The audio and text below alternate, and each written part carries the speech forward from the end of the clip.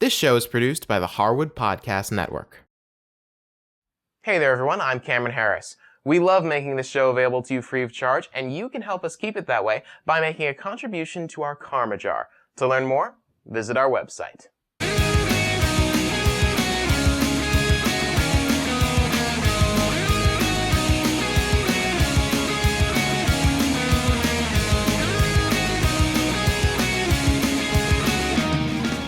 Oh, hey guys, sorry, I was just reading a few articles on my iPad with a new app. More on that later. For now though, we've got a different type of software to talk about. Software from Adobe and Apple, to be precise, starting with Adobe's Creative Suite. There's a fairly interesting change that they've made to the pricing. Usually, you can only get things like Photoshop and the entire Creative Suite that includes Illustrator, Dreamweaver, After Effects, that kind of stuff. You can only buy that outright like most software. But it's very expensive software. Photoshop alone will run you well over $700 these days. So Adobe has come out with a different pricing structure where they are actually going to be offering a rental of Photoshop and the Creative Suite. This is pretty interesting because if you want to buy Photoshop, for example, it will only cost you $35 per month to use. Now this could be really useful if you only need to use Photoshop for a big project for the next few months, or if you just want to kind of stretch out the payments a little bit. It's also pretty cool because then you don't have to worry about upgrade costs. As I mentioned, Photoshop by itself will run you $35 a month to run, or you can get the Design Premium Suite, which will run you $95 per month, or if you want to go crazy, you can get the Master Collection, which is going to be $129 per month. Now, Adobe wasn't the only one talking about new professional software this month. Apple also announced a new version of Final Cut Pro at this year's NAB convention in Las Vegas. The new version of Final Cut will no longer be called Final Cut Pro or even Final Cut Studio. It will just be called Final Cut 10 or Final Cut X, depending on how you read it.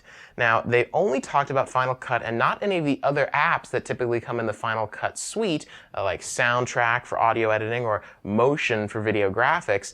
But what they did announce is pretty impressive. Final Cut has been completely redesigned from the ground up. It's very fast and has a beautiful new interface reminiscent of the new iMovie. There are a lot of really cool features under the hood, and Apple is saying that it will be available in June at only $300 price tag. That's a lot less than the Final Cut Suite was going for before, but again, we might be looking at a different pricing system than we have in the past. Usually with Final Cut, you buy a whole bundle of applications for video production that are all packaged in the Final Cut Suite, which would typically run you well over $1,000. These days, though, Apple seems to be moving to a more a la carte buying option where you can pick and choose the apps you want on the Mac App Store. And they are saying that Final Cut 10 will be available only in the Mac App Store as a direct download. So it'll be very interesting to see what happens with that. Again, only a sneak peek, no official page on Apple's website yet, but what we have seen is very nice. Of course, it wouldn't be a news episode of Serious Geek if we didn't mention Google somehow. So let's talk about some new features that they've rolled out for their search pages. Now there's this new thing where if you click on a link to a website on their search page, and you then decide, that's not what I'm looking for, and you go back to the Google search results page, you will then get an option to hide all search results from that website. For example, if you're searching for a new piece of software and you get a lot of these software download places that never actually give you the results you're looking for, you can hide them completely. Now, it's a little bit strange because you do have to go to the website and then go back to the search results page to get that button to show up. But once you do, it'll know that your Google account no longer wants to see any results from that website. Of course, you can manage this whitelist and blacklist as you want. This is very nice, and I wouldn't be surprised if Google is using statistics on who people are blocking to help further improve their search results. And finally, I want to leave you guys today with a recommendation that I have for a new iPad app that came out last month, and it's called Zite. This is actually pretty cool. What Zite does is it basically will comb the web for you and find articles that it thinks you might be interested in.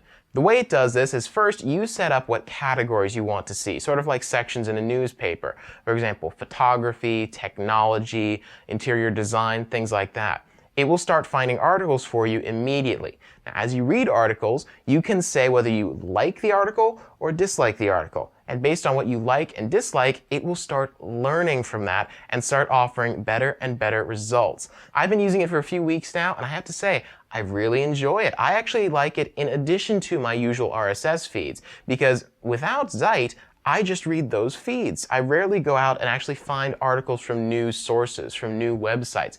This is great because it knows what you like to read, but it doesn't care what source it comes from. So this is a great way to sort of find new websites, find new articles, and let it handle some of the discovery for you. It's really cool. I would definitely recommend you check it out at Zite.com, or it's available in the App Store right now, and it is completely free. I have to say, it's also a beautifully designed app. The sort of newspaper feel I really enjoy, pulling in graphics from the websites. It's really, really nice. I highly recommend you check it out. And that's all the news we've got for you this time. I want to thank you very much for tuning in. Be sure to check out our website at www.harwoodpodcast.com if you want to check out the links to all the stories we talked about today, like that Zite app if you want. Also be sure to friend us up on Facebook at facebook.com/harwoodpodcast.